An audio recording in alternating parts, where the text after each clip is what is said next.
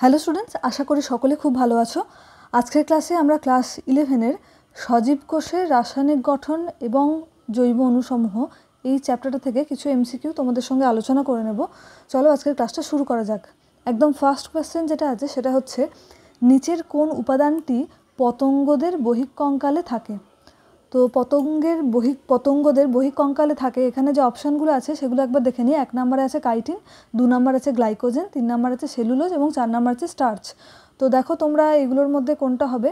এখানে অপশান যেটা উত্তর যেটা হয়ে যাবে সেটা হচ্ছে কাইটিন। মনে রাখবে এটা অপশান এ, পতঙ্গদের বহিঃকঙ্কালে থাকে যেটা হচ্ছে কাইটিন। তাহলে এখানে যে অপশানগুলো আছে সেগুলো সম্বন্ধে আমরা একটু লিখে নিই। দেখো যেগুলো এখান থেকে পড়তে হবে তোমাদের, 1 নাম্বার যে কাইটিন, যেটা এখান থেকে তোমাদের যেটা জানতে হবে, এগুলো তোমরা একটুখানি নোট করে নাও। আর এই ক্লাসগুলো করার সময় তোমরা একটা খাতা পেন নিয়ে বসবে, যাতে করে যেগুলো এক্সট্রা আমি লিখিয়ে দিচ্ছি সেগুলো এই ক্লাসের সঙ্গে সঙ্গেই এখানে কিন্তু তোমাদের যাতে হয়ে যায়। তো 1 নাম্বার যেটা আমরা লিখব সেটা হচ্ছে কাইটিন সম্বন্ধে।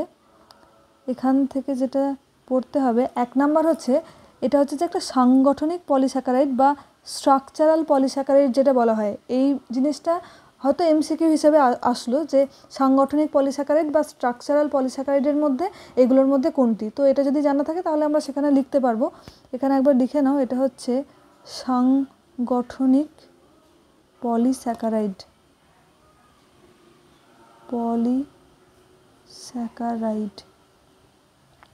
সাংগঠনিকের ইংলিশ টার্মটা হচ্ছে স্ট্রাকচারাল, STRUCTURAL, স্ট্রাকচারাল পলিস্যাকারাইড। তো কাইটিন সম্বন্ধে আমরা 1 নাম্বার এই জিনিসটা জানলাম। 2 নাম্বার যেটা জানবো সেটা হচ্ছে, যেটা কোয়েশ্চেনে ছিল যে প্রাণীদের যে বহিঃকঙ্কাল গঠনে সাহায্য করে এই কাইটিন, এটাও এখানে লিখে দিই, কারণ একবার এখান থেকে পড়ার সময় তোমরা এখান থেকে একবারে পেয়ে যাবে। প্রাণীদের বহিঃকঙ্কাল গঠনে সাহায্য করে, প্রাণীদের অন্তঃকঙ্কাল গঠনে সাহায্য করে, অন্তঃকঙ্কাল গঠনে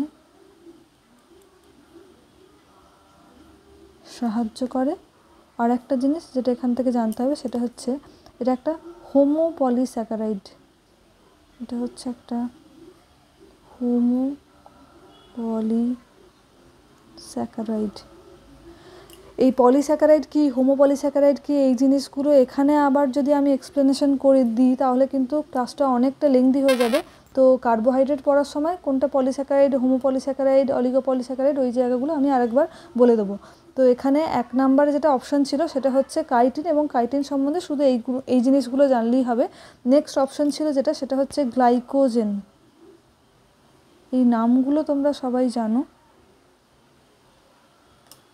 গ্লাইকোজেন।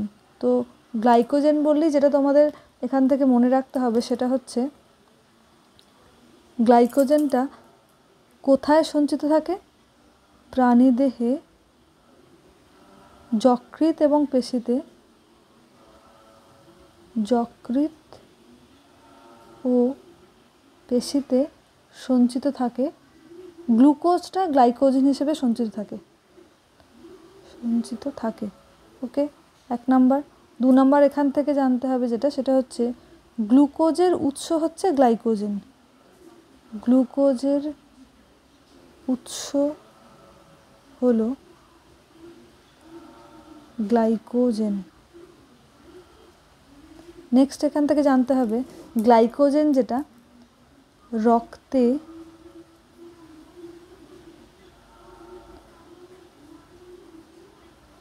শর্করার পরিমাণ যদি কমে যায়, রক্তে শর্করার পরিমাণ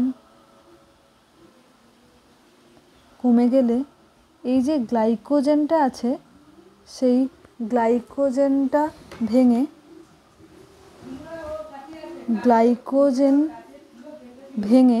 গ্লুকোজ গঠন করে।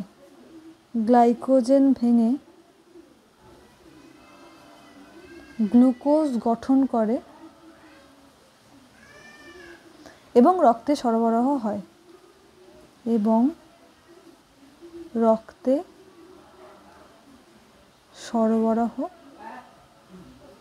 করে হচ্ছে এই গ্লাইকোজেনটা। কারণ গ্লুকোজটাই রক্তে শর্করার পরিমাণ নিয়ন্ত্রণ করে। তো এই গ্লুকোজটা হচ্ছে গ্লাইকোজেন থেকে আসে, এই যে গ্লুকোজের উৎস হলো গ্লাইকোজেন। নেক্সট আমাদের এখান থেকে জানতে হবে যেটা, সেটা হচ্ছে সেলুলোজ সম্বন্ধে। সিএ অপশন যেটা ছিল সেটা হচ্ছে সেলুলোজ। নেক্সট এখান থেকে আমরা জানবো যেটা, সেটা হচ্ছে সেলুলোজ।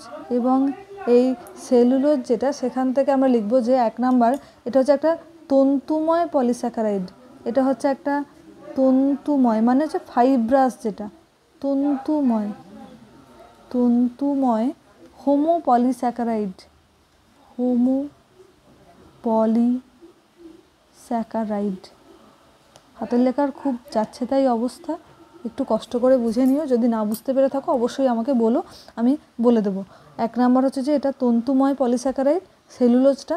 2 নাম্বার এটা জেনে রাখতে হবে, খুব ইম্পর্টেন্ট, উদ্ভিদের কোষ প্রাচীর গঠন করে। উদ্ভিদের কোষ প্রাচীরের গঠনগত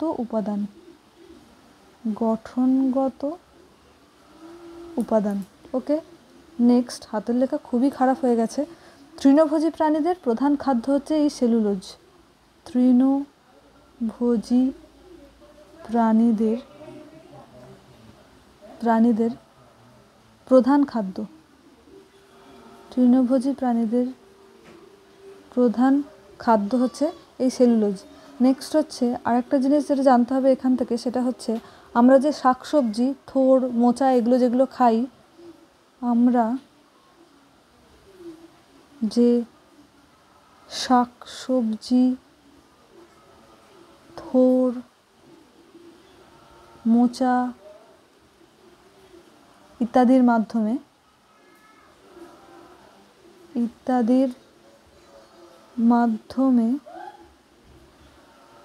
যে সেলুলোজ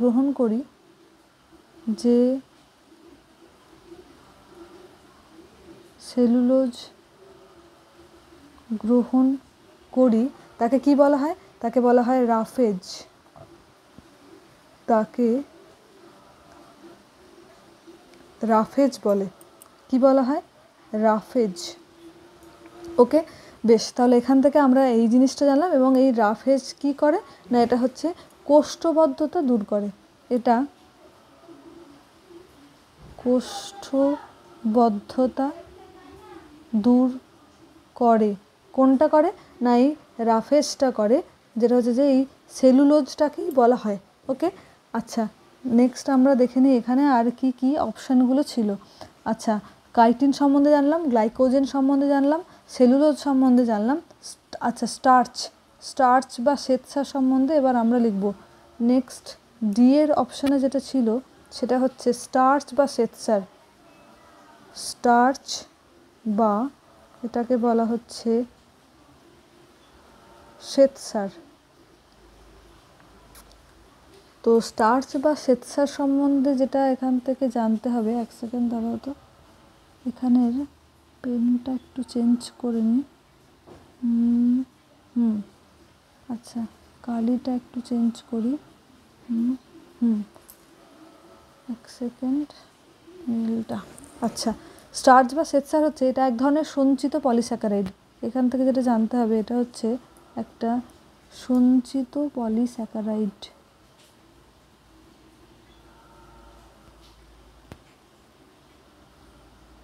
এটা হচ্ছে সঞ্চিত পলিস্যাকারাইড। এটা হচ্ছে এক ধরনের সঞ্চিত পলিস্যাকারাইড। এবং এটা কোথায় থাকে? নেক্সট হচ্ছে এটা কোথায় থাকে? ভূনিম্নস্থ কাণ্ডতে থাকে।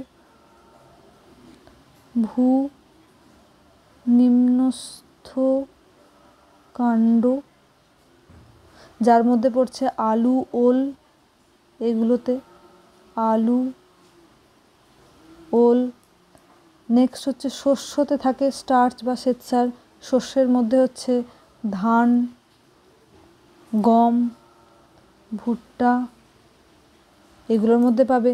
ডাল, যেগুলো ডালের মধ্যে কি কি পড়ে, যেমন ছোলা, নেক্সট হচ্ছে মটর। তো এইগুলো হচ্ছে মানে ডালের মধ্যে এইগুলোতে আর কি শ্বেতসার থাকে। আচ্ছা, নেক্সট শ্বেতসার, এই শ্বেতসার সম্বন্ধে যেটা জানতে হবে সেটা হচ্ছে যে উদ্ভিদ কোষে যেটা, উদ্ভিদ কোষে এই স্টার্চ বা শ্বেতসার যেটা, শ্বেতসারটা অ্যামাইলোপ্লাস্টে সঞ্চিত থাকে। কোথায় সঞ্চিত থাকে? অ্যামাইলোপ্লাস্টে। অ্যামাইলোপ্লাস্টে সঞ্চিত থাকে। অ্যামাইলোপ্লাস্টে সঞ্চিত থাকে। ওকে, এবং এটা এই যে শ্বেতসার যেটা, এই শ্বেতসার বা স্টার্চ দুটি উপাদান নিয়ে তৈরি। এটা দুটি উপাদান নিয়ে গঠিত। কি কি? অ্যামাইলোজ, একটা হচ্ছে অ্যামাইলোজ এবং হচ্ছে অ্যামাইলোপেকটিন। অ্যামাইলোপেকটিন। ওকে, আর হচ্ছে এই আরেকটা জিনিস জানতে হবে, সেটা হচ্ছে এই আয়োডিনের সংস্পর্শে, আয়োডিনের সংস্পর্শে শ্বেতসার নীল বর্ণ ধারণ করে। আয়োডিনের সংস্পর্শে শ্বেতসার নীল বর্ণ ধারণ করে। ওকে, তাহলে স্টার্চ সম্বন্ধে 1 নম্বর হচ্ছে যে এটা সঞ্চিত পলিস্যাকারাইড, 2 নম্বর ভূনিম্নস্থ কাণ্ড আলু, ওল, শস্যের মধ্যে ধান, গম, ভুট্টা এবং ডালের মধ্যে ছোলা, মটর, এইগুলোতে থাকে স্টার্চ বা শ্বেতসার। নেক্সট দেখো বললাম যেটা, যে উদ্ভিদ কোষে শ্বেতসারটা অ্যামাইলোপ্লাস্টে সঞ্চিত থাকে এবং দুটি উপাদান নিয়ে গঠিত, একটা হচ্ছে অ্যামাইলোজ, একটা অ্যামাইলোপেকটিন, এবং আয়োডিনের সংস্পর্শে এই শ্বেতসার যেটা, সেটা হচ্ছে নীল বর্ণ ধারণ করে। তাহলে আমাদের 1 নম্বর কোয়েশ্চেনে যেটা ছিল তার মধ্যে যে অপশনটা হয়ে গেল উত্তর, সেটা হচ্ছে পতঙ্গদের বহিঃকঙ্কালে থাকে বা অন্তঃকঙ্কাল, যেটা মানে ওর যে কঙ্কালটা আর কি, ইন্টারনাল স্ট্রাকচারটা, সেটা হচ্ছে এই কাইটিন নিয়ে গঠিত। 2 নম্বর হচ্ছে অ্যামাইনো অ্যাসিড নির্মাণ করে। তো অ্যামাইনো অ্যাসিড নির্মাণ করে, এর উত্তর যেটা হয়ে যাবে সেটা হচ্ছে যে প্রোটিন, কারণ কতগুলো অ্যামাইনো অ্যাসিড পরপর যুক্ত হয়েই এই প্রোটিন গঠিত হয়।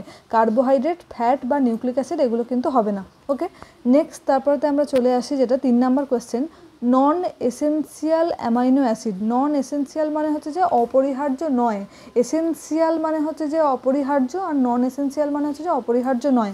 তো অপরিহার্য কখন হবে না, নন এসেন্সিয়াল কখন হবে? যখন আমার কাছে জিনিসটা আছে।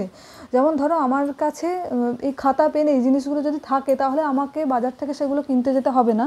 তো নন এসেন্সিয়াল অ্যামাইনো অ্যাসিডটা হচ্ছে দেহে সংশ্লেষিত হয়, নন এসেন্সিয়াল অ্যামাইনো অ্যাসিড, সেজন্য এটাকে দরকার হয় না। তাহলে কোনটা অপরিহার্য কোনটা অপরিহার্য নয় সেই জায়গাটা আমরা একটু লিখে নিই। 3 নম্বর কোয়েশ্চেনটা, এটা হচ্ছে ছিল 1 নম্বরের কোয়েশ্চেনের সাপেক্ষে আমরা এই জিনিসটা লিখেছিলাম, 1 নম্বর কোয়েশ্চেনের সাপেক্ষে। নেক্সট আমরা লিখবো যেটা, সেটা হচ্ছে 3 নম্বর কোয়েশ্চেনের সাপেক্ষে। 3 নম্বর কোয়েশ্চেনের সাপেক্ষে আমরা যেটা লিখব, 1 নম্বর হচ্ছে অপরিহার্য অ্যামাইনো অ্যাসিড বা এসেন্সিয়াল অ্যামাইনো অ্যাসিড। অপরিহার্য অ্যামাইনো অ্যাসিড। কোথাও যদি কারো কোনো বুঝতে অসুবিধা হয় অবশ্যই আমাকে কমেন্ট করে জানাবে। অপরিহার্য অ্যামাইনো অ্যাসিড, এটাকেই ইংলিশে বলা হয় essential amino acid. Essential amino acid. Okay, তো অপরিহার্য অ্যামাইনো অ্যাসিড, এখান থেকে যেটা লিখতে হবে সেটা হচ্ছে, তো এটা কমিয়ে নিলাম যাতে করে একটু ছোট ছোট করে লেখা যায়। তো অপরিহার্য অ্যামাইনো অ্যাসিড যেটা, সেটা যেখান থেকে জানতে হবে যেটা, এটার থেকে 1 নাম্বার হচ্ছে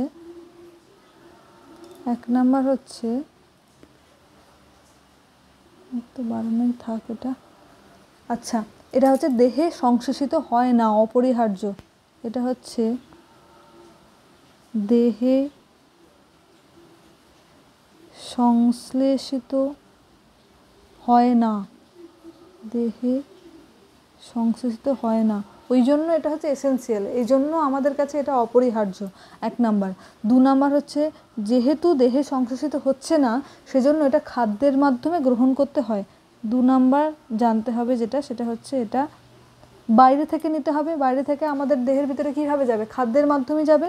তো খাদ্যের মাধ্যমে গ্রহণ করতে হয়, খাদ্যের মাধ্যমে গ্রহণ করতে হয়।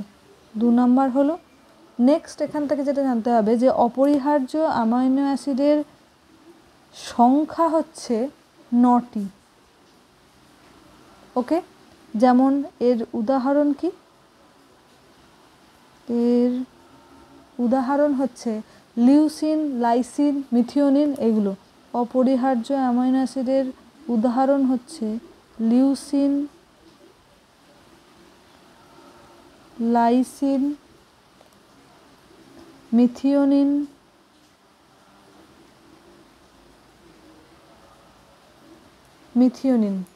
ওকে, বেশ, এটা হচ্ছে অপরিহার্য অ্যামাইনো অ্যাসিড হলো। নেক্সট হচ্ছে অপরিহার্য বা নন এসেনশিয়াল।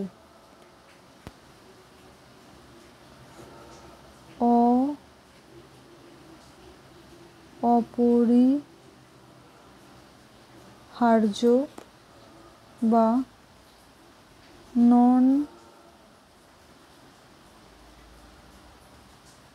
Essential amino acid. অপরিহার্য বা নন এসেনশিয়াল অ্যামাইনো অ্যাসিড তখনই বলা হবে যখন এটা দেহে সংশ্লেষিত হচ্ছে, সেজন্য বাইরে থেকে এটাকে নিতে হচ্ছে না। এখানে যেটা লিখেছিলাম 1 নম্বরে দেহে সংশ্লেষিত হয় না, এখানে 1 নম্বরে আমরা লিখব যে এটা অপরিহার্য অ্যামাইনো অ্যাসিডটা হচ্ছে দেহে সংশ্লেষিত হয়, দেহে সংশ্লেষিত হয় 1 নাম্বার। 2 নাম্বার এখান থেকে এটা হচ্ছে খাদ্যের মাধ্যমে এটাকে গ্রহণ করতে হয় না,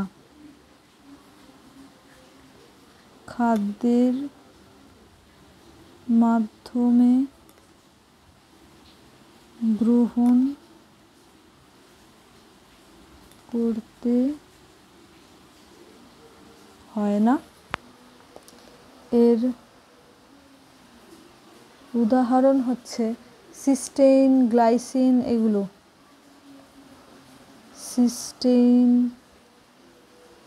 গ্লাইসিন, এগুলো। ওকে, এবং এই অপরিহার্য অ্যামাইনো অ্যাসিডের সংখ্যা হচ্ছে, ক্লাসটা একটু বড় হচ্ছে কিন্তু যেগুলো হচ্ছে সেগুলো প্রপার ওয়েতে হচ্ছে, তো ক্লাসটা প্রথম থেকে শেষ পর্যন্ত ওই জন্য একটুখানি দেখবে। ওকে, তো এখানে সংখ্যা হচ্ছে 9টি, এখানে হচ্ছে 11টি, এবং কোনগুলো এর এক্সাম্পলগুলো হলো সেগুলো আমরা এখানে একটুখানি দেখে নিলাম। আচ্ছা, তারপরের কোয়েশ্চেনে আমরা চলে আসি, যেগুলো একটুখানি লেংদি, মানে একটুখানি বলতে হচ্ছে, সেগুলো একটুখানি আমি লিখে দিচ্ছি জাস্ট। যেগুলো অনেক কোয়েশ্চেন আছে যেগুলোতে অত কিছু বলার দরকার নেই। তো 4 নাম্বার কোয়েশ্চেন হচ্ছে, যেমন দেখো আরএনএ পাওয়া যায় বা রাইবোজোমাল আরএনএ পাওয়া যায়, অবশ্যই এখানে যে অপশনগুলো আছে তার মধ্যে হয়ে যাবে উত্তর এ, রাইবোজোম। ওকে, তাহলে নন এসেনশিয়াল অ্যামাইনো অ্যাসিড, তার আগের কোয়েশ্চেনটার আনসার কিন্তু হয়ে গেল অপশন এ। নিচের কোনটি লিপিড নয়? তো 5-এর দাগের কোয়েশ্চেনে লিপিড নয়, যে অপশানগুলো আছে স্টেরয়েড, কোলেস্টেরল, মোম, পলিস্যাকারাইড, তো এখানে যেটা উত্তর হয়ে যাবে লিপিড নয় যেটা, সেটা হচ্ছে এই পলিস্যাকারাইড যেটা, সেটা, এটা কিন্তু লিপিড নয়, এটা হচ্ছে কার্বোহাইড্রেট। পলিস্যাকারাইড হচ্ছে কার্বোহাইড্রেটের এক্সাম্পল। ওকে, 6 নাম্বার কোয়েশ্চেন যেটা আছে সেটা দেখো যে কোন আরএনএ প্রোটিন সংশ্লেষ স্থানে বার্তা বহন করে? কোন আরএনএ প্রোটিন সংশ্লেষ স্থানে বার্তা বহন করে মানেই হচ্ছে মেসেঞ্জার আরএনএ, এমআরএনএ। ওকে, 7 নাম্বার কোয়েশ্চেন যে কোন প্রকার মনোমার দিয়ে পলিস্যাকারাইড গঠিত?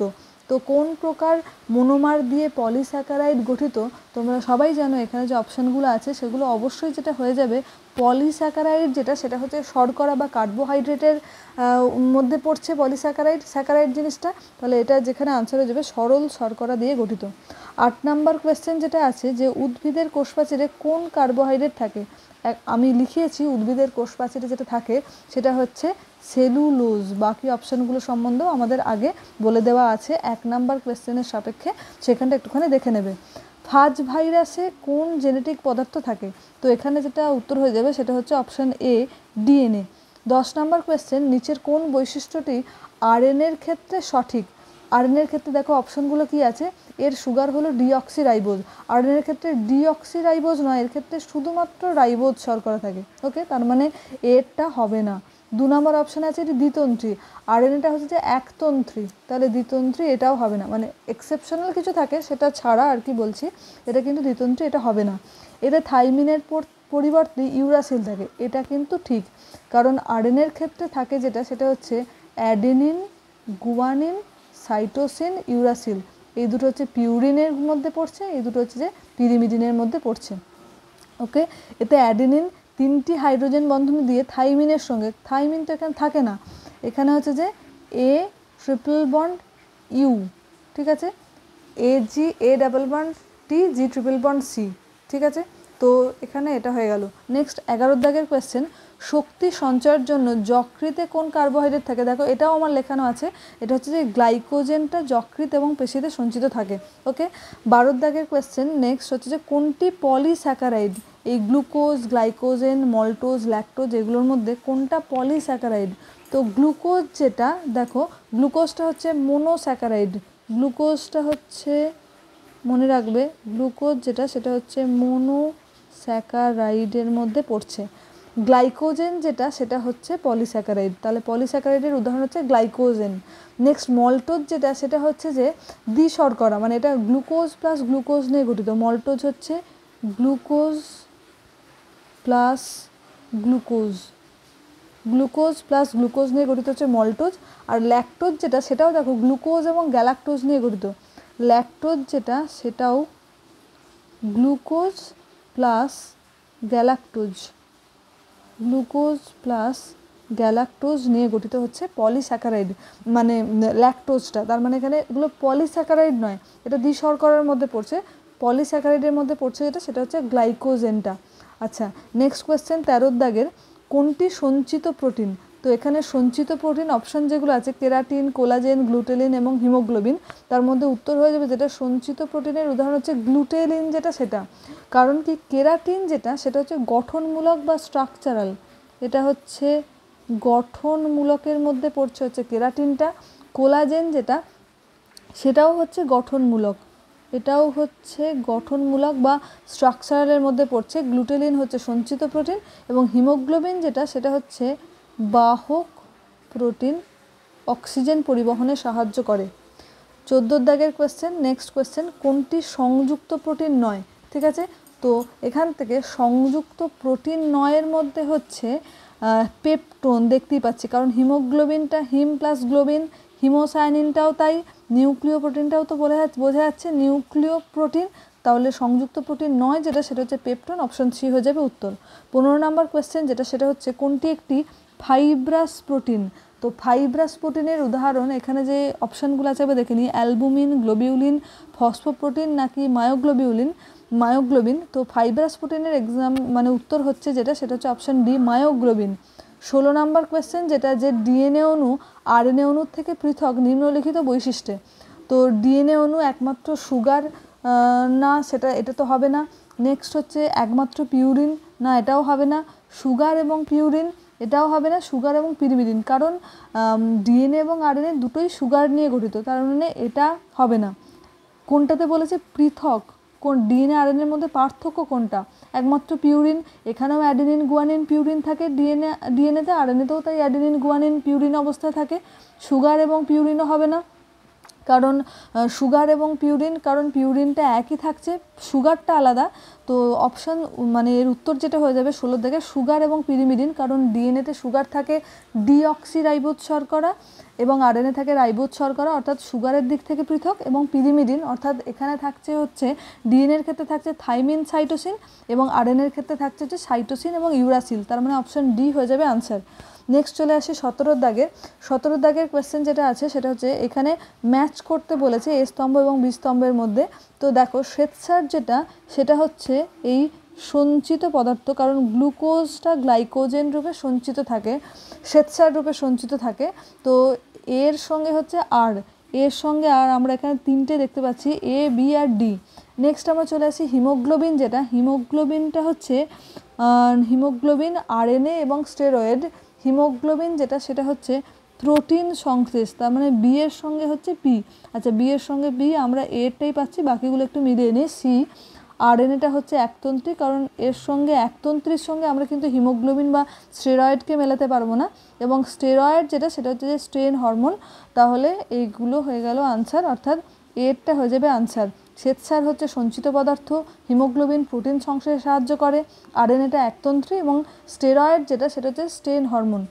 নেক্সট হচ্ছে 18 দাগের উৎসেচকের অপ্রোটিন অংশটি হলো, 18 দাগের উৎসেচকের অপ্রোটিন অংশটি হলো, অপ্রোটিন অংশটি কি দেখো, এখানে যেগুলো আছে কোফ্যাক্টর, অ্যাক্টিভ সাইট, অ্যাপোএনজাইম এবং ক্যাটালাইটিক এজেন্ট। তো অ্যাপোএনজাইম মানে এটা হচ্ছে যে প্রোটিনযুক্ত অংশ, উৎসেচকের অপ্রোটিন অংশটাকে বলা হয় কোফ্যাক্টর, ঠিক আছে। অ্যাক্টিভ সাইট মানে হচ্ছে যে একটা সাবস্ট্রেটের যে জায়গাটা অ্যাক্টিভ, যে জায়গাটাতে এসে আর কি সাবস্ট্রেট যুক্ত হচ্ছে উৎসেচকের সঙ্গে, তো সেই অংশটাকে বলা হচ্ছে অ্যাক্টিভ সাইট বা সক্রিয় স্থান, ক্যাটালাইটিক এজেন্ট হবে না। তো 18 দাগের আনসার হয়ে যাবে কোফ্যাক্টর, অপশান এ। 19 দাগের কোয়েশ্চেন, কোনটির polymer cellulose, alpha glucose, alpha fructose, beta glucose নাকি বিটা ফ্রুক্টোজ? অবশ্যই এখানে আনসার হয়ে যাবে যেটা সেটা হচ্ছে বিটা গ্লুকোজ। বিটা গ্লুকোজ হচ্ছে যে এর পলিমার হচ্ছে সেলুলোজ। 20 নম্বর কোয়েশ্চেন, কার্যকরী এনজাইমের জন্য প্রয়োজনীয় ধাতব আয়নটি হলো কোফ্যাক্টর, এই অপ্রোটিন অংশ কোফ্যাক্টর, ওকে। নেক্সট হচ্ছে সবথেকে মিষ্টি সুগার, সবথেকে মিষ্টি সুগার গ্লুকোজ, ফ্রুক্টোজ, সুক্রোজ নাকি মল্টোজ? তো সবথেকে মিষ্টি সুগার হচ্ছে ফ্রুক্টোজ, অপশান বি হয়ে যাবে আনসার। 22 দাগের কোয়েশ্চেন, যে একটি এসেনশিয়াল ফ্যাটি অ্যাসিড হলো, আমরা কিন্তু লিখিয়েছিলাম এসেনশিয়াল মানে হচ্ছে অপরিহার্য, তার মানেই হচ্ছে দেহে সংশ্লেষিত হচ্ছে না এই অ্যামাইনো অ্যাসিডটা, অর্থাৎ খাদ্যের মাধ্যমে গ্রহণ করতে হচ্ছে।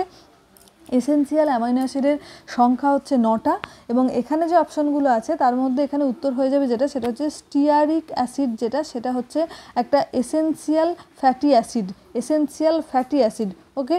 নেক্সট হচ্ছে লাইসোজোমে কোন শ্রেণীর উৎসেচক থাকে? তো লাইসোজোমে উৎসেচক থাকে হচ্ছে হাইড্রোলেজ প্রকৃতির আর্দ্র বিশ্লেষণকারী উৎসেচক, যেটার নাম হচ্ছে লাইসোজাইম। লাইসোজাইমটা মানে রোগ জীবাণু ধ্বংস করতে সাহায্য করে, এবং লাইসোজাইম উৎসেচকটা তোমার থাকে হচ্ছে চক্ষু নিঃসৃত যে অশ্রু সেখানেও থাকে, ওকে। 24 দাগের কোয়েশ্চেন, কাইটিন হলো একটি পলিস্যাকারাইড, নাইট্রোজেনাস পলিস্যাকারাইড, লাইপোপ্রোটিন বা লিপোপ্রোটিন এবং প্রোটিন? তো কাইটিন যেটা সেটা হচ্ছে নাইট্রোজেনাস পলিস্যাকারাইড, শুধু পলিস্যাকারাইড নয়, নাইট্রোজেনাস পলিস্যাকারাইড, তাই অপশান বি হয়ে যাবে আনসার। 25 দাগের কোয়েশ্চেন, রাইবোজোমাল আরএনএ সক্রিয়ভাবে সংশ্লেষিত হয় লাইসোজোমে, নিউক্লিওলাসে, নিউক্লিওপ্লাজমে নাকি রাইবোজোমে? তো রাইবোজোমাল আরএনএ বা যেটাকে শর্টে বলা হয় আরআরএনএ, এই আরআরএনএটা সংশ্লেষিত হয় হচ্ছে নিউক্লিওলাসে, নিউক্লিওলাস। রাইবোজোম যেটা প্রোটিন সংশ্লেষে সহায়তা করে, নিউক্লিওলাসে আরআরএনএ সংশ্লেষিত হয়। 26 দাগের কোয়েশ্চেন, লিপিড সংশ্লেষণের মুখ্য স্থান হলো যেটা হচ্ছে স্মুথ এন্ডোপ্লাজমিক রেটিকুলাম বা SER। 27 দাগের কোয়েশ্চেন, জাইমোজেন হলো, এটা হচ্ছে এক ধরনের প্রো উৎসেচক, জাইমোজেন যেটা সেটা হচ্ছে প্রো উৎসেচক, এখান থেকে আরেকটা উৎসেচক তৈরি হচ্ছে, সেজন্য এটাকে বলা হচ্ছে প্রো উৎসেচক, ওকে। নেক্সট হচ্ছে কোন উৎসেচকটি লাইয়েজ প্রকৃতির? তো লাইয়েজ প্রকৃতির মধ্যে উদাহরণ হচ্ছে অ্যালডোলেজ, ফিউমারেজ, এগুলো। তাহলে কোন উৎসেচকটি লাইয়েজ প্রকৃতি বিশিষ্ট? এখানে যেটা উত্তর হয়ে যাবে সেটা হচ্ছে ফিউমারেজ, যেটা সেটা হয়ে যাবে এটা, ওকে। নেক্সট কোয়েশ্চেন হচ্ছে হলো এনজাইমের প্রোটিনযুক্ত অংশকে, অবশ্যই এটাকে বলা হয় হচ্ছে অ্যাপো এনজাইম, কারণ বাকি যেগুলো ছিল কোফ্যাক্টর মানে হচ্ছে যে অপ্রোটিন অংশটা, অর্থাৎ ধাতব আয়ন যেটা যুক্ত থাকছে তাকে বলা হচ্ছে কোফ্যাক্টর, ঠিক আছে। 30 দাগে প্রস্থেটিক গ্রুপ হচ্ছে যে প্রোটিনবিহীন যে অংশটা সেটাকে বলা হচ্ছে প্রস্থেটিক গ্রুপ, ওকে। প্রোটিনবিহীন অংশ হচ্ছে প্রস্থেটিক গ্রুপ, ওকে। কোএনজাইম যেটা সেটা হচ্ছে সংযুক্ত প্রোটিন এনজাইমের যে প্রোটিনবিহীন অংশটা উৎসেচকের সঙ্গে শিথিলভাবে যুক্ত থাকে, ঠিক আছে, দৃঢ়ভাবে নয়, শিথিলভাবে যুক্ত থাকে, তাকে বলা হচ্ছে কোএনজাইম। যেমন ধরো NADP+, নেক্সট হচ্ছে যে তোমার ADP, এই সমস্তগুলো কোএনজাইমের মধ্যে পড়ছে। হলো এনজাইমের প্রোটিনযুক্ত অংশ যেটা সেটাকে বলা হয় হচ্ছে অ্যাপো এনজাইম, ওকে, এটা হচ্ছে অ্যাপো এনজাইম। 30 এবং আজকের এখানে লাস্ট কোয়েশ্চেন হচ্ছে কার্যকরী এনজাইমের জন্য প্রয়োজনীয় ধাতব আয়ন যেটা সেটা হচ্ছে কোফ্যাক্টর। একই কোশ্চেন বিভিন্নভাবে এলো, কার্যকরী এনজাইমের প্রয়োজনীয় ধাতব আয়ন এটা হচ্ছে কোফ্যাক্টর, এরকমভাবে এই জায়গাটা একটা হলো। নেক্সট আমরা এখানে দেখলাম যেটা প্রোটিনযুক্ত অংশকে বলা হয় অ্যাপোএনজাইম। আচ্ছা, কোফ্যাক্টর এক্সাম্পল যেটা হলো এই যে কার্যকরী এনজাইমের জন্য প্রয়োজনীয় ধাতব আয়ন কোফ্যাক্টর। এখানে একটা হলো উৎসেচকের অপ্রোটিন অংশটি হচ্ছে কোফ্যাক্টর, কারণ অপ্রোটিন অংশটা বা প্রোটিনবিহীন অংশ যেটা সেটাকে বলা হয় প্রস্থেটিক গ্রুপ, কিন্তু এখানে প্রস্থেটিক গ্রুপ যেহেতু নেই তাহলে প্রোটিনবিহীন যে অংশটা ধাতব আয়নটাও প্রোটিনবিহীনের মধ্যেই পড়ছে, তাহলে সেটাও কিন্তু কোফ্যাক্টর হয়ে গেল, বাকি যে অপশানগুলো আছে সেগুলো হবে না। তাহলে আজকের ক্লাসে আমরা 30টা কোয়েশ্চেন নিয়ে আলোচনা করলাম। এগুলোর থেকে যদি একটা কোয়েশ্চেনও মনে হয় বুঝতে পারছি না অবশ্যই আমাকে জানিও। দেখা হবে পরের ক্লাসে। সকলে খুব ভালো থেকো।